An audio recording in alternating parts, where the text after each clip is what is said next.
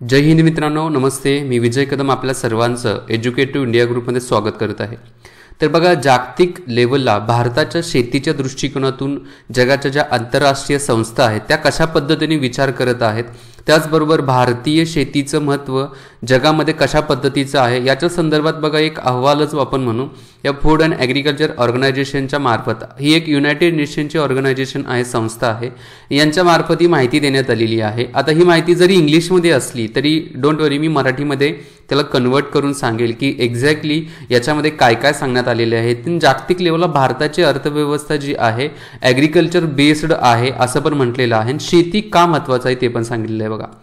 बघा food and agriculture organisation जी आहे FAO खूप अशी प्रेस्टिजियस असणारी आंतरराष्ट्रीय संस्था आहे आणि जगामधील ज्या महत्त्वाच्या देशांच्या शेती त्याचबरोबर अन्न संदर्भातल्या ज्या सर्व डिटेल्स असतात या ऑर्गनायझेशनच्या मार्फत काय केल्या जातात, कलेक्ट केल्या जातात, गोळा केल्या जातात आणि त्याच्यावरती एक प्रॉपर काय केला जातो तर रिसर्च वगैरे केला जातो. आता भारताच्या बाबतीमध्ये त्यांनी ज्यावेळेला हा जो अहवाल दिलेला आहे याच्यामध्ये काय काय फॅक्ट सांगितलेले आहे बघा. तर भारताच्या बाबतीमध्ये या ऑर्गनायझेशननं काय म्हटलेलं आहे बघा, 1.27 बिलियन भारताची लोकसंख्या आहे असं म्हटलेलं आहे. म्हणजे थोडक्यात 127 करोड भारताची लोकसंख्या आहे.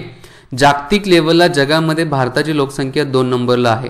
ही काही कॉमन आकडेवारी आपल्याला माहिती आहे. आता ही जी काही आकडेवारी आहे 127 कोटीची लोकसंख्या जी आहे आता नियर अबाउट 133 करोड वरती गेलेली आहे आणि ही आकडेवारी वाढतच चालली. मागच्या वर्षीचं देण्यात आलेलं आहे, थोडी माहिती असून दे.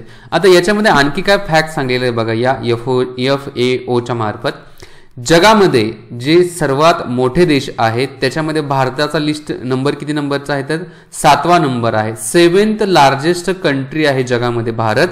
आणि भारताचा जर एरियाचा विचार केला तर हा मिलियन स्क्वेअर किलोमीटरमध्ये दिलेला आहे बघा. 3.288 मिलियन स्क्वेअर किलोमीटर काय तर एवढा भारताचा एरिया, म्हणजे 32,88,000 स्क्वेअर किलोमीटरचा भारताचा काय एरिया आहे, क्षेत्रफळ आहे बघा. त्याचबरोबर आणखी काय सांगले, भारताची जी कोस्टल लाईन आहे म्हणजे किनारपट्टीचा जो प्रदेश आहे तो 7,500 किलोमीटरचा आहे. आणि India is a diverse country, खूप अशी डायव्हर्स आहे, विविधता असणारा काय तर भारत हा देश आहे. आणि भारतामध्ये एकूण 22 महत्वाच्या घटनात्मक भाषा ज्या आहेत ते 22 मेजर लँग्वेज आहेत इंडियामध्ये. आणि इतर ज्या लँग्वेज आहेत त्या नियर अबाउट 405च्या आसपास काय तर इतर भाषा आहेत भारतामध्ये ज्या घटनेच्या बाहेर येत आहेत. ते म्हणजे ह्या फॅक्ट्स आहेत, त्या फॅक्ट्स पण आपल्याला थोड्या माहिती असून परीक्षाभिमुख आहेत, माहिती असा. नंतर आणखी काय म्हटलेलं आहे बघा फूड अँड ॲग्रिकल्चर ऑर्गनायझेशनच्या मार्फत की highest mountain range in the world, जगामध्ये सर्वात मोठी पर्वतरांग जी आहे ती सर्वात मोठी पर्वतरांग भारतामध्ये आहे बघा. याच्यामध्ये हिमालय जो आहे भारताच्या नॉर्थ साईडला, उत्तर साईडला हिमालय आहे. त्याचबरोबर थरचा जो वाळवंट आहे, थर्ड डेझर्ट जो आहे भारताच्या पश्चिमेला आहे. नंतर गँगेटिक डेल्टा टू इट्स ईस्ट, म्हणजे भारताच्या पूर्व साईडला काय आहे तर गँगेटिक डेल्टा आहे बघा. वाटल्यास आपण नकाशामध्ये बघितलं तर नकाशामध्ये आपल्याला इथं कळेल की इकडच्या साईडला जर विचार केला हा आपला हिमालयचा भाग आहे. त्याच्यानंतर गंगा जी नदी आहे तिचा जो डेल्टा भाग आहे तो या भागामध्ये आहे. त्याच्यानंतर थरचा जो वाळवंट आहे या वाळवंट भाग या ठिकाणी दिसत आहे. त्यानंतर आणखी काय म्हटलेलं आहे बघा, एक मिनिट, डेक्कन प्लॅटू जो आहे भारताच्या दक्षिणेला आहे, साऊथला आहे असं म्हटलेलं आहे. म्हणजे इथं जर डेक्कन प्लॅटो बघितला तर नकाशामध्ये बघा हा आपल्याला डेक्कन प्लॅटो दिसत आहे बघा, हा डेक्कन प्लॅटो आहे. म्हणजे भारताच्या विषयी बऱ्यापैकी माहिती बघा याच्यामध्ये सांगण्याचा प्रयत्न केलेला आहे. आणि ही एक माहिती आपल्या सर्वांना तर माहिती ही आहे, तरी पण शॉर्टमध्ये त्याची रिव्हिजन झाली. आणि सर्वात महत्त्वाचं ही जी लाईन आहे ती, the country is a home to vast agro ecological diversity. Bharat हा असा देश आहे की या देशामध्ये शेती आणि इकॉलॉजिकल विविधता जी आहे, पर्यावरण आणि शेती संदर्भातली विविधता भारतामध्ये खूप जास्त आहे. ॲग्रो इकॉलॉजिकल डायव्हर्सिटी खूप जास्त आहे आणि हे भारताचं सर्वात मोठं, जगाच्या तुलनेमध्ये सर्वात मोठं आणि नाविन्यपूर्ण काहीतरी वैशिष्ट्य आहे. पुढे काय सांगितलेलं आहे बघा, इंडियाच्या बाबतीमध्ये आणखी काय म्हणलेलं आहे बघा की भारत हा देश जो आहे या देशाचं जे काही वर्ल्ड लार्जेस्ट जे मिल्क प्रोडक्शन होतं, दुधाचं उत्पन्न असेल, डाळींचं असेल, पल्सेसमध्ये डाळींचं असेल, ज्यूट असेल, तर याचं उत्पन्न करणाऱ्या जगामध्ये जे खूप मोठे देश आहेत त्याच्यामध्ये भारताला काय केलं जातं, काउंट केलं जातं, गृहीत धरलं जातं. त्याचबरोबर जगामध्ये 2 नंबरचा भारत असा प्रोड्युसर आहे कशाच्या बाबतीमध्ये, राईस म्हणजेच तांदळाच्या बाबतीमध्ये, भाताच्या बाबतीमध्ये, व्हीट गव्हाच्या बाबतीमध्ये, शुगर केन म्हणजे काय आहे तर ऊसाच्या बाबतीमध्ये, ग्राउंडनट म्हणजे आपल्या भुईमुंगाच्या शेंगा आपण म्हणतो ना, ते ग्राउंडनट आहे. व्हेजिटेबल्स, भाज्या असतील, फ्रुट्स असतील, फळं असतील, त्यानंतर कॉटन असेल, म्हणजे फळांच्या बाबतीमध्ये, कापसाच्या बाबतीमध्ये जगामध्ये 2 नंबरला भारताला काय केलं तर काउंट केलं जातं या दृष्टिकोनातून. म्हणजे आपल्याला कळतंय का बघा की शेती आणि शेती संदर्भातले जे काही उद्योगधंदे आहेत या दृष्टीने भारत जगामध्ये खूप VIMP आहे, व्हेरी इम्पॉर्टंट आहे. त्यामुळे जग काय करत आहे, भारताकडे त्या दृष्टीने बघत आहे. बघा आणखी पुढे काय सांगितलेलं बघा, one of the leading producer of the spices, मसाले जे आहेत, मसाल्याच्या प्रोडक्शनसाठी भारताला खूप असा लीडिंग प्रोड्युसर म्हटला जातो, लीडिंग प्रोड्युसर म्हटला जातो.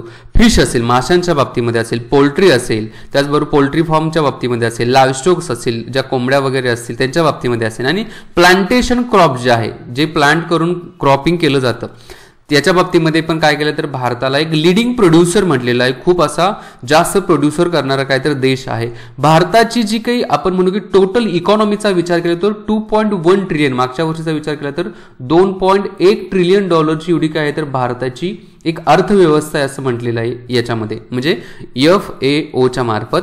आणि India is the world 3rd largest economy, म्हणजे अमेरिका आणि चायनाच्या नंतर इकॉनॉमीचा विचार केला तर 3री अशी लार्जेस्ट भारत काय आहे तर इकॉनॉमी आहे. कशा संदर्भात, ॲग्रिकल्चर संदर्भात असं मेन्शन केलेलं आहे बघा. म्हणजे आपल्याला कळतंय का की किती महत्व आहे देशाच्या ॲग्रिकल्चरच्या जगामध्ये.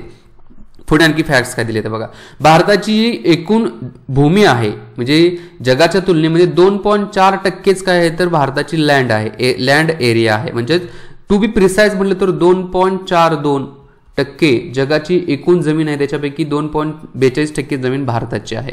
त्याचबरोबर भारतामध्ये जे जगामध्ये एकूण ज्या स्पेसिस आहेत, वेगवेगळ्या प्रकारचे प्राणी पक्षी वगैरे आहेत, तर याच्यामध्ये 8% प्राणी पक्षी फक्त एकट्या भारतामध्ये आहेत. 8% काय आहे तर ज्या स्पेसिस आहेत, स्पेसिस वेगवेगळ्या त्या भारतामध्ये आहेत. याच्यामध्ये 45,000 प्रकारचे प्लांट्स आहेत भारतामध्ये आणि 91,000 प्रकारचे वेगळ्या प्राण्यांच्या स्पेसिस भारतामध्ये पाहायला भेटत आहे. म्हणजे एवढी मोठी इकॉलॉजिकल डायव्हर्सिटी आहे, चांगली इकोसिस्टीम भारतामधील आहे आणि हे खूप चांगलं भारताच्या दृष्टिकोनातून आहे बघा. पुढे आणखी काय म्हटलेलं आहे, India is a world 6th largest economy, भारताची जी अर्थव्यवस्था आहे जगामध्ये 6 नंबरला आहे. कशाच्या संदर्भातला आपण विचार केला तर नॉमिनल जीडीपीच्या बाबतीमध्ये विचार केला तर नॉमिनल जीडीपीच्या आधारावरती भारताची अर्थव्यवस्था 6 नंबरची आहे जागतिक लेवलला. आणि 3ऱ्या नंबरला जर विचार केला तर पर्चेसिंग पॉवर पॅरिटीच्या बाबतीमध्ये विचार केला तर भारताची अर्थव्यवस्था किती नंबरला आहे तर 3 नंबरला आहे. आणि हे सर्व जे आहे भारताच्या ॲग्रिकल्चर सेक्टरच्या कॉन्ट्रीब्युशनमुळेच आहे. कारण जरी भारतामध्ये सर्व्हिस सेक्टर खूप चांगला असला, मॅन्युफॅक्चरिंग सेक्टर जरी चांगला असला, तरी 60% जे काही एम्प्लॉयमेंट जनरेशन जे आहे, रोजगार निर्मिती जे आहे ते शेतीवरती अवलंबून आहे. आणि शेतीचं कॉन्ट्रीब्युशन आहे आजच्या घडीला 17.5% जीडीपी मध्ये कॉन्ट्रीब्युशन आहे. पण हे कॉन्ट्रीब्युशन वाढू शकतं, कारण जर आपण 1951चा विचार केला तर 1951 मध्ये भारताच्या अर्थव्यवस्थेमध्ये जीडीपी मध्ये भारताच्या 51% कॉन्ट्रीब्युशन जे होतं ते एकट्या ॲग्रिकल्चर सेक्टरचं होतं. पण 1951 पासून आतापर्यंत विचार केला 2011 पर्यंत मी सांगेल तर जे ॲग्रिकल्चर जे आहे, शेतीचं जे कॉन्ट्रीब्युशन होतं ते कमी कमी होत गेलेलं आहे. आणि त्यासाठी बरीच कारणं कारणीभूत आहेत, त्याच्यासाठी बरीच अशी कारणं रिझन्स आहेत असं सांगितलेलं आहे. आणखी पुढे काय म्हटलेलं आहे बघा, भारत जे आहे भारतामध्ये agriculture with its अलायन sector, agriculture आणि त्या संदर्भातले जे काही क्षेत्र आहेत या क्षेत्राच्या बाबतीमध्ये largest source of livelihood in India, म्हणजे थोडक्यात शेती आणि शेती संदर्भातले जे उद्योग आहेत या शेती संदर्भातल्या उद्योगावरती खूप असा भारताचा लाईव्हलीहूड भाग म्हणजे सर्व्हाइव्ह करण्यासाठी आवश्यक असणारा सोर्स हा भारतीय जनतेचा हा शेती आणि त्याच्या संदर्भातले उद्योग आहेत. बघा याच्यामध्ये आणखी फॅक्ट्स दिलेले आहेत FAOच्या मार्फत. फॅक्ट्स आहेत, ही जी आकडेवारी आहे ना थोडी लक्षात ठेवा, आकडेवारी खूप महत्वाची आहे. बघा भारतामध्ये 70% रुरल हाऊसहोल्ड, ग्रामीण भागातील जे हाऊसहोल्ड्स आहे ते प्रायमरीली कशावरती डिपेंड आहेत, शेतीवरती अवलंबून आहेत. म्हणजे ग्रामीण भागामधील 70% लोक काय तर शेतीवरती अवलंबून आहेत. तेच जर आपण याच्यामध्ये थोडं आणखी आत गेलो तर 82% भारतीय शेतकरी जे आहेत ते कशा आहेत, स्मॉल आणि मार्जिनल आहेत. स्मॉल आणि मार्जिनल म्हणण्याचं कारण म्हणजे खूप असे साधारणतः 2.5 एकरपेक्षा कमी काय आहे तर शेती असणारे 82% शेतकरी आजच्या घडीला भारतामध्ये आहेत. आणि आजच्या घडीला म्हणजे मागच्या एका वर्षाची आकडेवारी सांगत आहे आणि ती आकडेवारी ॲक्युरेटच राहते, कारण एक दीड वर्षानंतरच ही आकडेवारी येते बघा. 2017-18चा जर विचार केला, total food grain production was estimated 275 million ton एवढं काय झालं होतं तर फूड प्रोडक्शन भारतामध्ये झालं होतं. आणि भारत हा अन्नधान्याच्या बाबतीमध्ये स्वयंपूर्ण आहे. बट त्याच्यावरती एक पुढे क्वेश्चन मार्क आहे.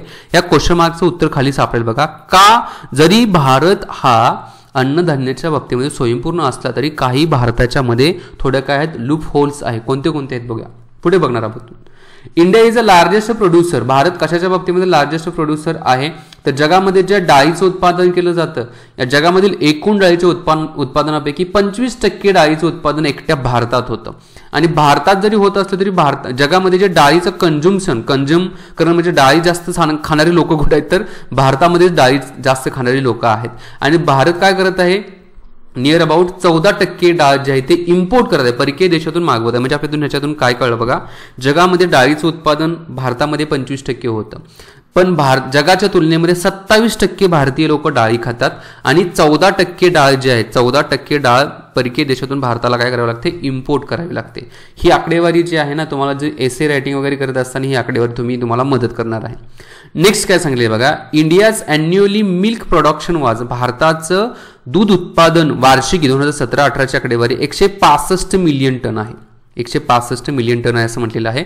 आणि making India the largest producer of the milk. हे काय तर ही जी आकडेवारी आहे या आकडेवारीच्या आधारावरती मिल्कच्या बाबतीमध्ये, ज्यूटच्या बाबतीमध्ये आणि पल्सेस डाळीच्या बाबतीमध्ये जगामध्ये लार्जेस्ट प्रोड्युसरच्या रँकमध्ये काय येत आहे तर भारत येत आहे असं सांगितलेलं आहे. त्याचबरोबर कॅटलचे पॉप्युलेशन जे आहे, गाई म्हैसी यांचं पॉप्युलेशन भारतामध्ये 190 मिलियन आहे. 2012ची आकडेवारी सांगत आहे मी, 2012ची. नंतर हा पण आपण पॉईंट्स बघितलेला आहे की इंडिया हा जो second largest producer of the fruits vegetables हा पण आपण पॉईंट बघितलेला आहे. म्हणजे 10.9% असेल फ्रूटच्या बाबतीमध्ये, व्हेजिटेबलच्या बाबतीमध्ये 8.6% आहे. तर असं ही जी माहिती आहे खूप महत्त्वाची आहे. नेक्स्ट काय आहे बघू आपण, नेक्स्ट काय सांगण्यात आलेलं बघा. आता भारताचा जो GDP मधला ॲग्रिकल्चरचे कॉन्ट्रीब्युशन आहे, म्हणजे as the Indian economy has diversified and grown, म्हणजे भारताची अर्थव्यवस्था एक हळूहळू वाढू लागली 1951 नंतर आत्तापर्यंत विचार केला तर त्यावेळेला ॲग्रिकल्चरचं जे कॉन्ट्रीब्युशन होतं GDP मधलं ते हळूहळू स्टेडीली डिक्लाइन झालेलं आहे. आणि हा ऑप्शन तयार करताना विचारला जाऊ शकतो बघा. 1951 पासून 2011 पर्यंत स्टेडीली भारताच्या ॲग्रिकल्चरचं आपल्या ह्याच्यामधलं कॉन्ट्रीब्युशन GDP मधलं कॉन्ट्रीब्युशन स्टेडीली डिक्लाइन झालेलं आहे. कंटिन्युअसली काय झालं तर डिक्लाइन झालेलं आहे. आता पुढे काय म्हटलेलं आहे बघा या रिपोर्टमध्ये, while the achieving the food sufficiency in production. भारत अन्नधान्याच्या बाबतीमध्ये जरी स्वयंपूर्ण असला, लक्षात घ्या, भारत अन्नधान्याच्या बाबतीमध्ये जरी स्वयंपूर्ण असला तरी India still accounts for a quarter of the world's hungry people. म्हणजे जगाच्या तुलनेमध्ये नियर अबाउट इथं म्हटलेलं आहे क्वार्टर्स म्हणजे 1/4 आपण म्हणू. त्याच्यापेक्षा आकडेवारी जर बघितली, आकडेवारी 190 मिलियन अंडर नरिश्ड पीपल आहेत. म्हणजे भारतामध्ये नियर अबाउट 19 करोड असे भारतीय लोक आहेत की या लोकांच्या 19 करोड अशा भारतीय लोकांना एक वेळचं अन्न पण खायला भेटत नाहीये. जरी भारत अन्नधान्याच्या बाबतीमध्ये एक सफिशियन्सी प्रोडक्शनच्या बाबतीमध्ये असेल, अन्नधान्याच्या बाबतीमध्ये जरी स्वयंपूर्ण असला तरी आता हा का हे असं होण्याचं कारण काय आहे क्वेश्चन मार्क.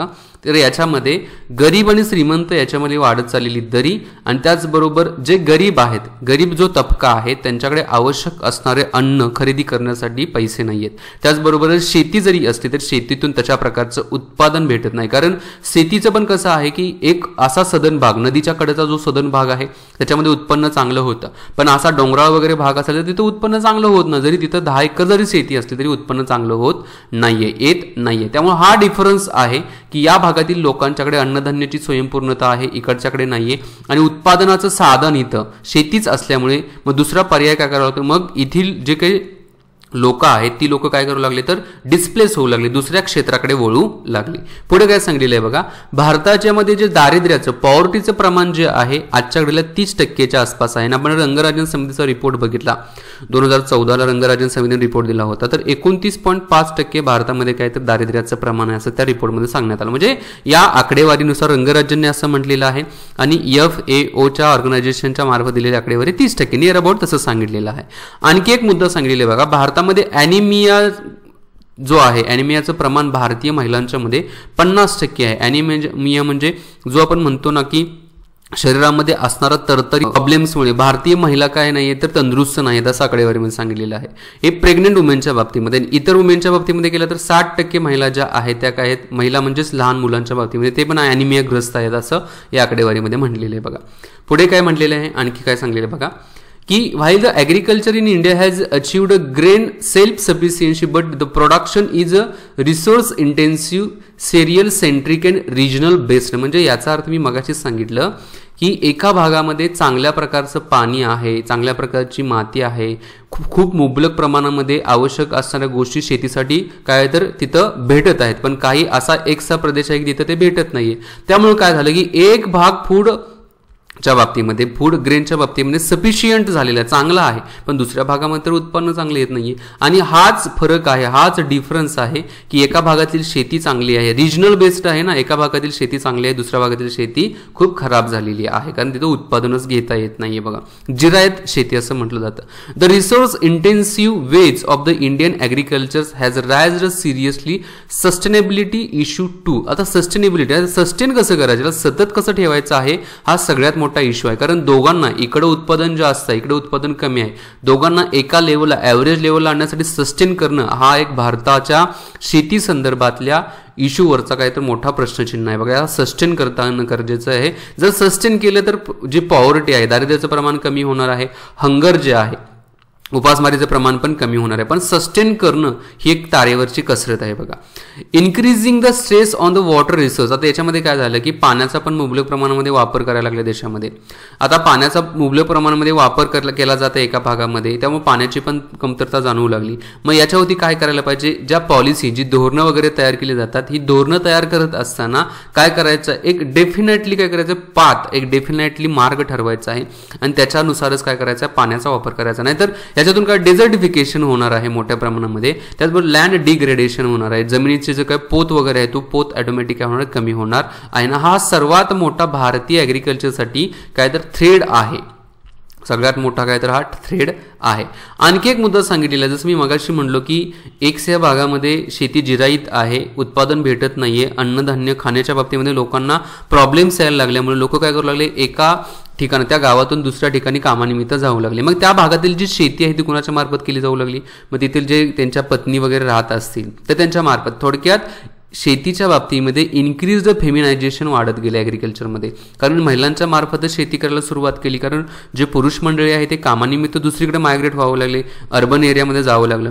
त्यामुळे महिला ज्या आहेत, महिलांच्या मध्ये आता मग ही कसरतच चालू झाली की घर सांभाळायचं आहे, जे हाऊसहोल्ड आहेत ते पण सांभाळायचं आहे, त्याचबरोबर काय करायचं आहे तर शेती पण करायची आहे. ठीक आहे. त्याच्यामध्ये भारताच्या महिलांच्या मध्ये काय आहे तर ॲनिमियाचं प्रमाण, म्हणजे ॲनिमियाग्रस्त महिलांचं प्रमाण भारतामध्ये जास्त आहे. सो हा एक क्वेश्चन मार्क झाला महिलांच्या शरीराच्या बाबतीमध्ये. आणखी पुढे काय, मग त्यांनी काहीतरी सजेशन दिलेले आहेत बघा. वुमन परफॉर्मन्स सिग्निफिकंटली टास्क, दोन्ही करत आहेत, म्हणजे करत नाहीत असं काही नाही आहेत, करत आहेत. त्याचबरोबर शेती संदर्भातले टास्क असतील, नॉन ॲग्रिकल्चर नॉन फार्म संदर्भातले पण टास्क त्या व्यवस्थित फॉलो करत आहेत. त्याच्यातून उत्पादन तर तेवढ्या पद्धतीचं भेटत नाही ना, त्याच्यामधून जे पाहिजेलं असलेले प्रोडक्शन आहे तर त्या पद्धतीने भेटत नाहीये. मग त्याच्यावरचं सोल्युशन काय दिलेलं आहे बघा, त्यांच्यामार्फत सोल्युशन काय काय आपण हे वाचू बघा. India also needs to improve its management of the agricultural practices on multiple front. वेगवेगळ्या मार्गाने भारतामध्ये जे शेती आहे, शेतीचं मॅनेजमेंटचं प्रॅक्टिस इम्प्रूव्ह करणं, सुधारणं काय गरजेचं आहे, हा पहिला मुद्दा त्यांनी सांगितलेला आहे. आता improvement in agriculture performance has weak linkage in improving nutrition. The agriculture sector can still improve nutrition through multiple way म्हणजे भारतामधील न्यूट्रिशन जे पोषणाचा दर्जा वाढवण्यासाठी काय करायला पाहिजे बघा इथे सांगितले, increasing the income of the farming household, म्हणजे शेतीतून उत्पादन जे आहे त्याचबरोबर त्याच्यातून जे उत्पन्न म्हणतो मी, उत्पन्न पैसा जो आहे तो इन्क्रीज करणं गरजेचं आहे. जे diversifying the production of the crop, जे काही पिकं घेतली जातात, पिकं काय केली पाहिजे डायव्हर्सिफाय, थोडी विविधता ठेवली पाहिजे पिकांच्या बाबतीमध्ये. इंटर क्रॉपिंग प्रोसेसचा आपण वापर केला पाहिजे. एम्पॉवरिंग द वुमन्स, महिलांना प्रोत्साहन दिलं पाहिजे. त्याचबरोबर स्ट्रेंथनिंग द ॲग्रिकल्चरल डायव्हर्सिटी, शेतीच्या मध्ये विविधता आणली पाहिजे. शेती संदर्भातले आणखी इतर उद्योग जो आहेत त्याच्यावरती पण फोकस केलं पाहिजे. त्याचबरोबर शेतीचं प्रोडक्टिव्हिटी पण वाढवणं काय गरजेचं आहे.